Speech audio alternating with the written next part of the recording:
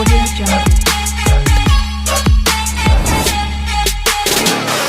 Dear friends, welcome to విజయన్కే talks Telugu YouTube channel. ప్రపంచపు వార్తలను తెలుసుకోవడానికి మన ఛానల్ని సబ్స్క్రైబ్ చేసుకోండి. అలాగే బెల్ ఐకాన్ని నొక్కి ఆల్ అనే ఆప్షన్ని క్లిక్ చేయండి. డియర్ ఫ్రెండ్స్, భారత్ రష్యాలతో తయారు చేయబడిన బ్రహ్మోస్ క్షిపణి మార్చి 9వ తేదీ మిస్ఫైర్ అయింది. అంతేకాకుండా పాకిస్తాన్లో ల్యాండ్ అయ్యి ప్రమాదవశాత్తు పేలింది కూడా.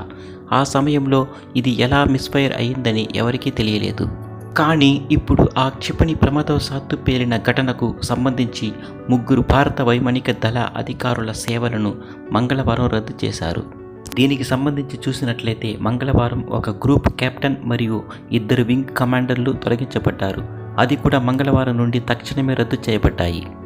కాస్త వివరంగా చెప్పాలంటే మార్చి 9, 2022న అనుకోకుండా బ్రహ్మోస్ క్షిపణిని ప్రయోగించారు.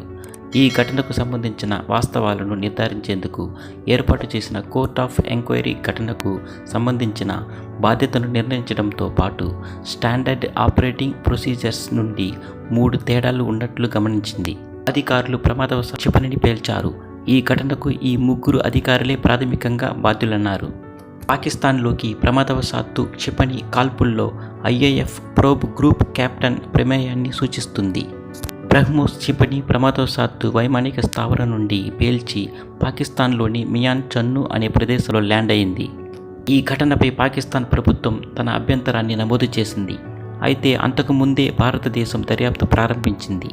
ప్రమాదవశాత్తు పాకిస్తాన్ భూభాగంలోకి క్షిపణిని ప్రయోగించిన ఘటనపై ఉన్నత స్థాయి విచారణకు ఆదేశించినట్లు రక్షణ మంత్రి రాజ్నాథ్ సింగ్ గారు మార్చి 15న ప్రకటించారు.